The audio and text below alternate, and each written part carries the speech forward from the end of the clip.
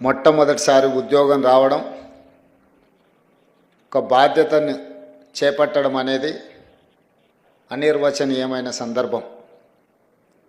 నేను మొదటిసారి ఇండిపెండెంట్ జడ్పీటీసీగా గెలిచినప్పుడు ఈనాడు ముఖ్యమంత్రి పదవి చేపట్టిన దానికంటే కూడా ఎక్కువ ఆనందం కలిగింది.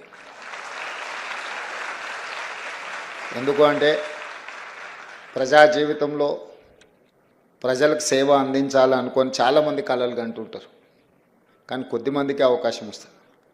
కొంతమంది జీవితకాలం అవకాశాలు రాకుండా కూడా ప్రజా జీవితంలోనే సర్వం కోల్పోయిన వాళ్ళు ఉంటారు. మొదటిసారి మనకి ఏ అవకాశం వస్తుందో అది చిన్నదా పెద్దదా అనే కంటే మనకు వచ్చిన అవకాశం మనకు జీవితకాలం గుర్తుండిపోయే అవకాశం. ఈరోజు మీ అందరికి కూడా మొట్టమొదటిసారి మీ జీవితంలో ఈ ప్రభుత్వంలో భాగస్వాములు అయ్యే అవకాశం వచ్చింది. ఈరోజు మీకు అందరికీ ఒక మరపురాని తీపి జ్ఞాపకంగా ఉంటుందని నేను భావిస్తున్నా.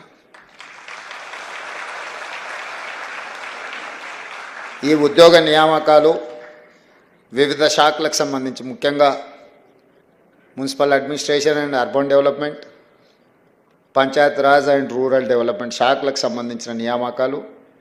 ఈ నియామకాలలో అత్యధిక 500 పైగా నియామకాలు కారుణ్య నియామకాలు.